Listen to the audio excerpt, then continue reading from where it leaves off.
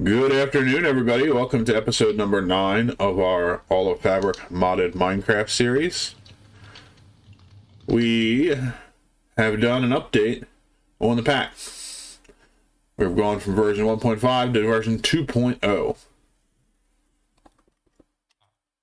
When I did do the update, I recorded an episode full of videos showing me moving everything from version 1.5 to 2.0 and doing a few things.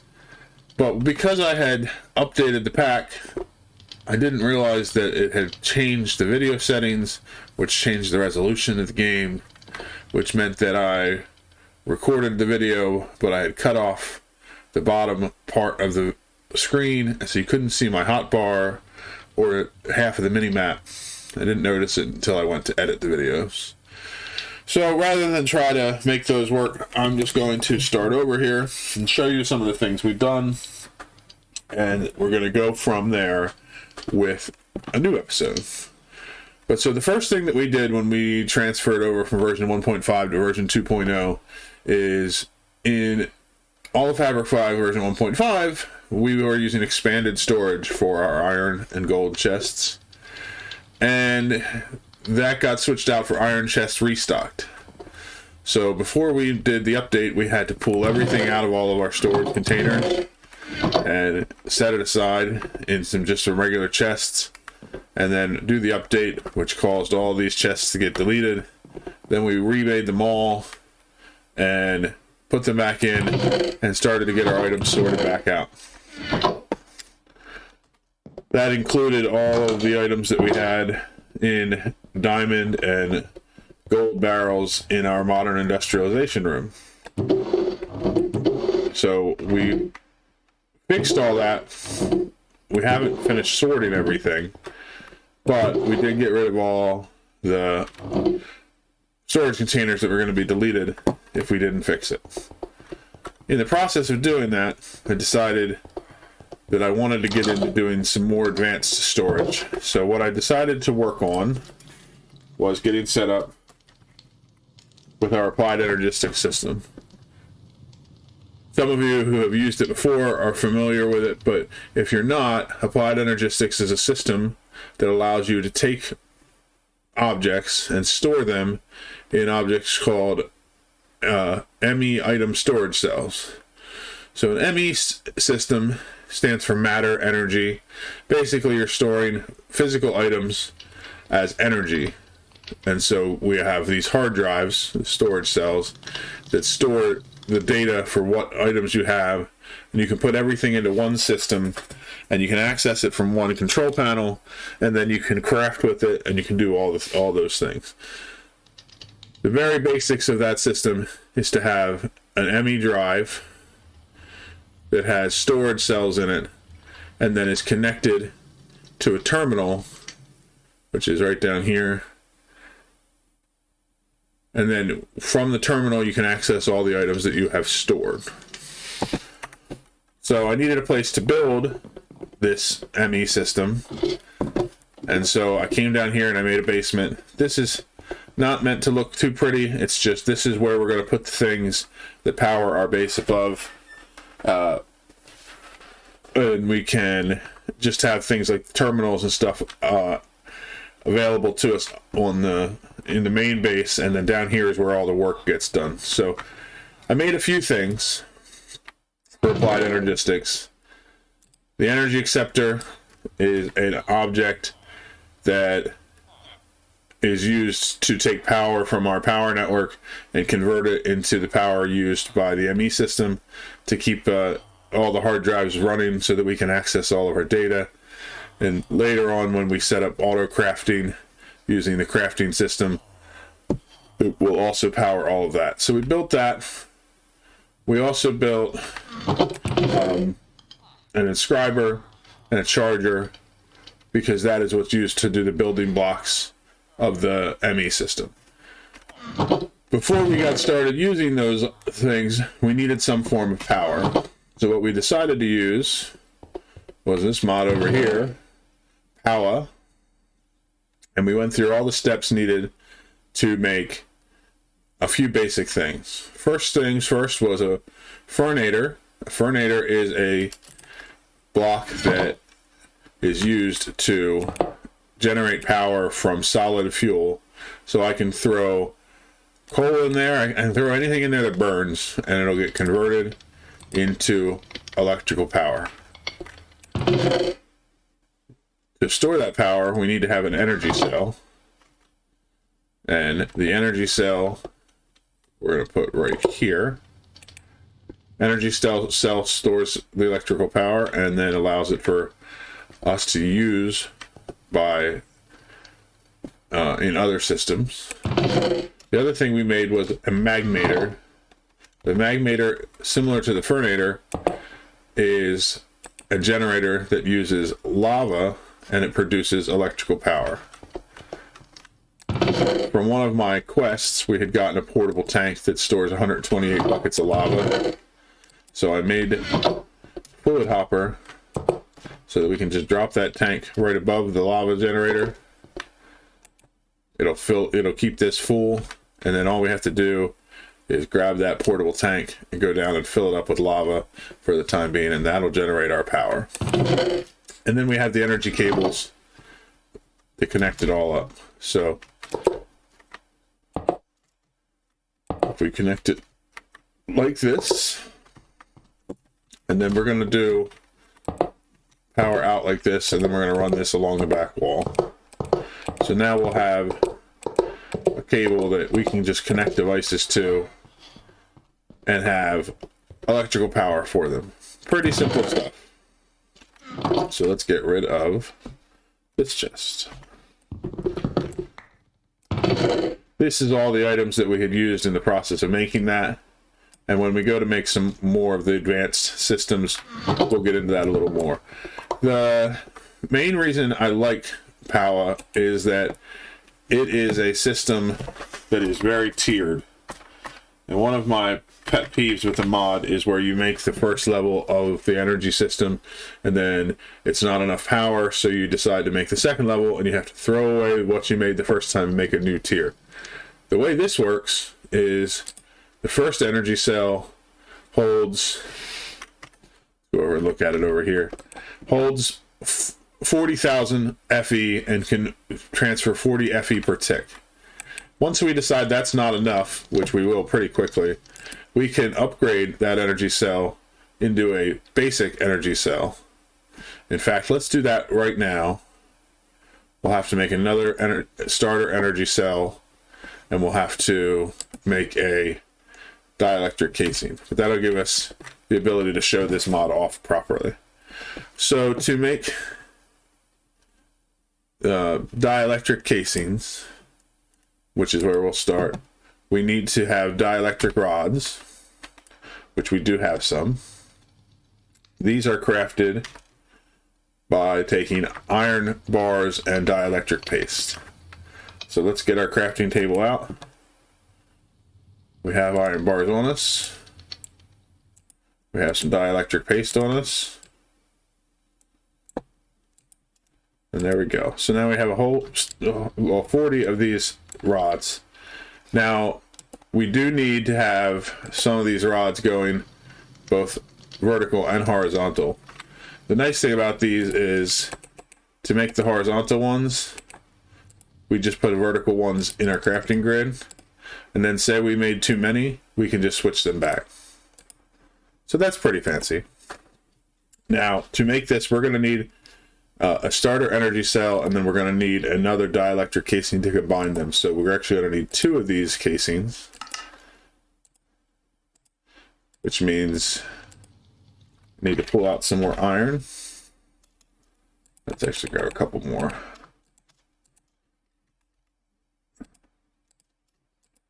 Just because iron is something we use almost constantly. So we'll make a second one of these. Now the next part we need is to actually make some capacitors. Capacitors are made with redstone, dielectric paste, and iron ingots. I believe I still have, I know I have some basic capacitors here. I think we need the tiny capacitors. Let me double check that before we craft them now. Yes, so we need 4 of those, and that's it. Now, it does have recipes where we can just jump straight into a higher tier. So say we wanted to later on make one that's much bigger just to start out. We don't have to make the little ones and work our way up. But we can if we want to. Okay, so the basic capacitors, like I said, are made with redstone, iron, and dielectric paste. Once we have those, you can convert one basic capacitor into 2 tiny capacitors just by putting it in a crafting grid. We actually need 4 tiny capacitors. So that allows us to make another starter cell. And now that we have that, we can come over here. Oh, no, now might be a good time to show you this. My backpack, I used to use my steam mining drill for just my basic pick functions, because then I could use it as a pick and a shovel and an axe. It was very effective, but it ran out of water and fuel all the time. So I have decided I'm just going to use the mining drill when I'm mining. But I still like to have the functionality of being able to break stone and dirt and wood all with one tool. What I do have here instead is, in our backpack we have these 2 tool slots, and so I have bound a hotkey to that slot, and so when I press it, it rotates through all 3 of those tools, which is pretty fancy. So now we can grab our oh no, that's not the right one. I wanted to grab the energy cell and grab the Fernator. This is what we want. So we can grab our energy cell, and then in our crafting grid, we will take the starter energy cell, and we will combine it to make a basic energy cell. Now the question is, do I lose the power that was in that one energy cell when I put this down? So let's find out. Looks like we do, so we have to be mindful of that. But you can see this is filling up, which means this is running, making power from lava, and this is making power from the carbon that we have stored from the coal we put in there. Now both these generators max out at 1 FE per tick, and this can take in 160 FE per tick. So it's very slowly filling up. At some point we'll upgrade these as well in the same fashion. So if we look at the Fernator, for example, the basic tier of Fernator just uses a Fernator and a couple basic capacitors, a dielectric casing, and some iron ingots. So let's do that one right now. We'll grab our Fernator. We want to be in a crafting table. We need to make another dielectric casing, which means we need 2 more dielectric rods.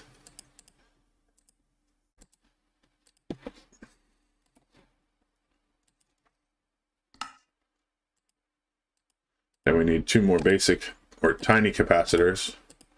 Actually, they might have been basics. They're basics. That's okay. And then we just take our Fernator, we put it in, and it turns it into a basic Fernator. Now I imagine this is going to be the same as the other one, where whatever carbon we had in there is gone, which is okay. We just have to be mindful of that. We don't want to be completely full when we do that, or we're going to lose carbon. So let's throw in a coal. So now we can see this is making 4 FE per tick. So this is filling up a decent amount faster, because now instead of 2 FE per tick, we're making 5. And we'll upgrade those up to different tiers as we need to in the future. But I just wanted to show you how simple the upgrade process was. So the next thing that we needed to do was the Inscriber.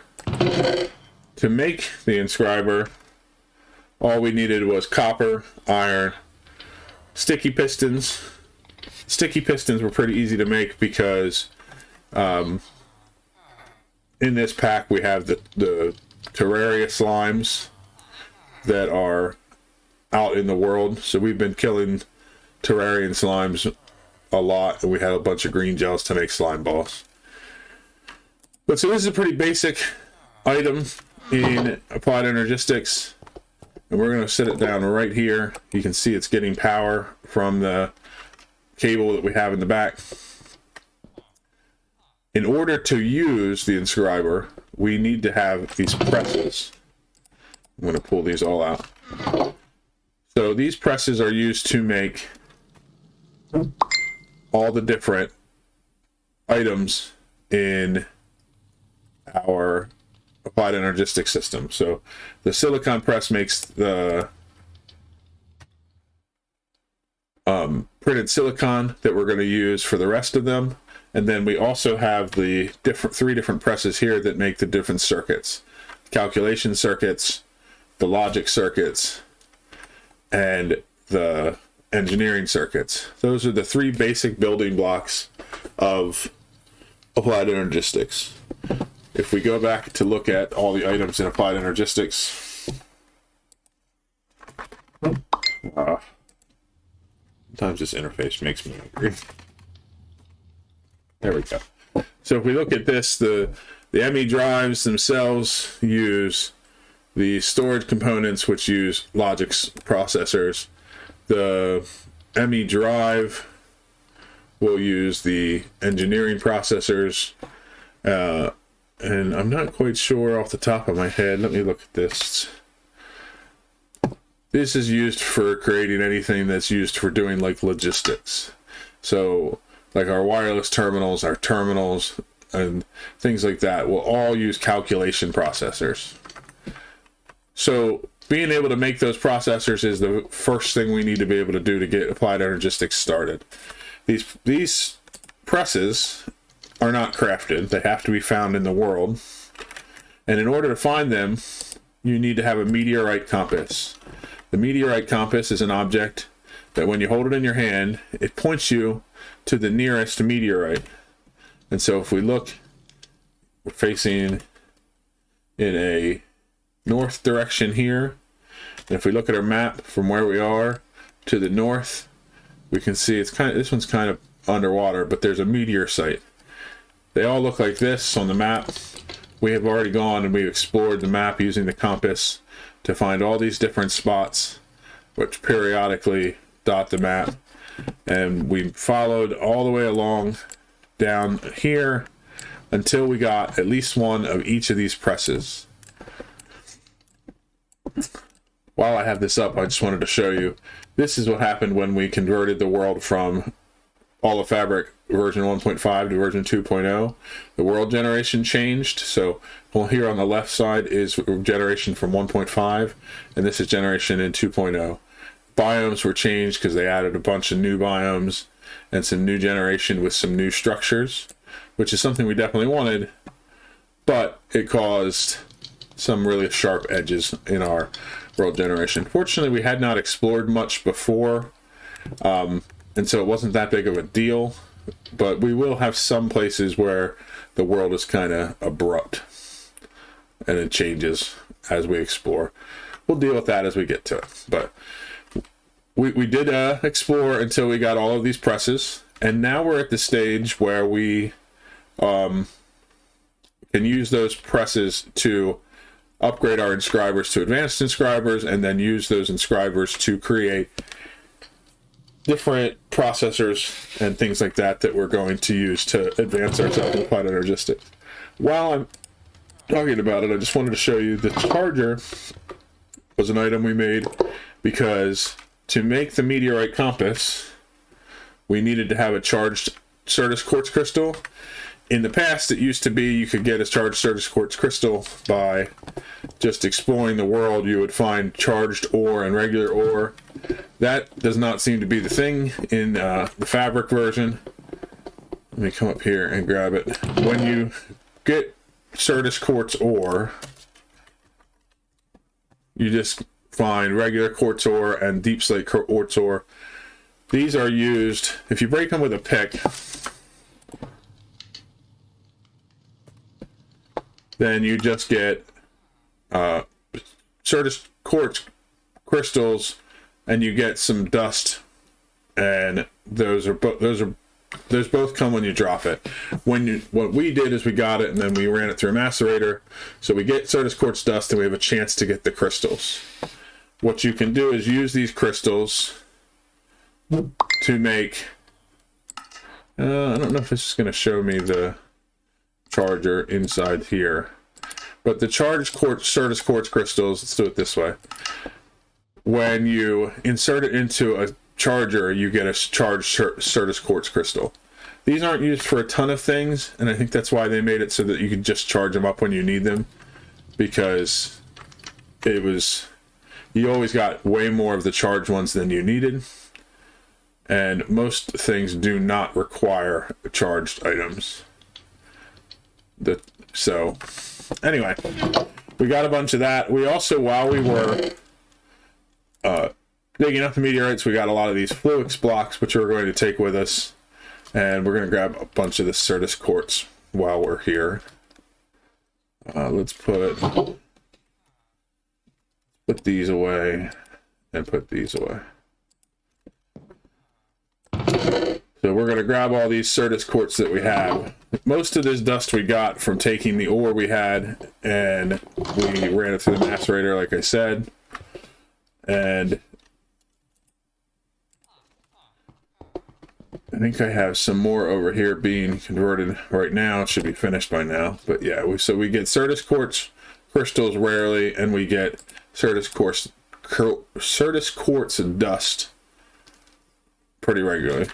I think that we can use these to craft the crystals if we need to. Let me take a look and see if I remember how to do that. I'm not sure off the top of my head. But these are also used to make the silicon that we need for the silicon presses. I'm going to take this with me as well. But so we'll leave this here. This will be continuing to get us more quartz as we need it. But this is what we're going to use right now to start producing what we need next to get our Applied Energistics system up and running. So that was basically as far as we had gotten before I started editing the video and realized that we had lost a bunch of footage. So I'm sorry that this episode was more of me telling you what I did rather than showing you and doing it together. It's unfortunate, but that's just how it is. We are up on our time for how much we had set aside for this episode. So we're going to split this Applied Energistics into 2 episodes. In the next one, we will set up a system to automate making the presses, or using the presses to make circuits, and then using the circuits to make storage drives. And then we will get our very first ME system up and running so that we can start having our storage be a little more fancy using Applied Energistics. As far as that goes, my plan is to have all of this storage connected to our Applied Energistics system. A lot of this will just get dumped into drives, but some of it probably stay the way it is. I also want to make 2 more things that we are going to use for that. And in fact, let me bring up the quest book so I can show them to you in there.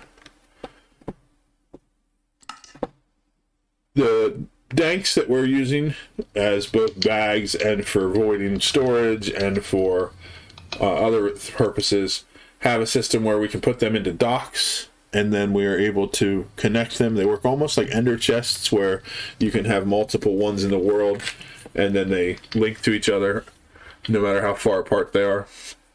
And then those docks can be connected to the Applied Energistics system for us to access them from the main system. That's something we want to work on getting set up. We also want to set up some of these barrel storage from Modern Industrialization, which is also a tiered system for storing large amounts of one item. And that's the same way we can connect that up to our Applied Energistics system, and then we will have bulk storage for items like stone and other things like that. So that's our plan for the next episode. I hope you enjoyed this one. Sorry it was more of a talky one. The next one we will be doing a lot where we show what we're doing in the whole episode. So I will see you in the next one. Bye-bye.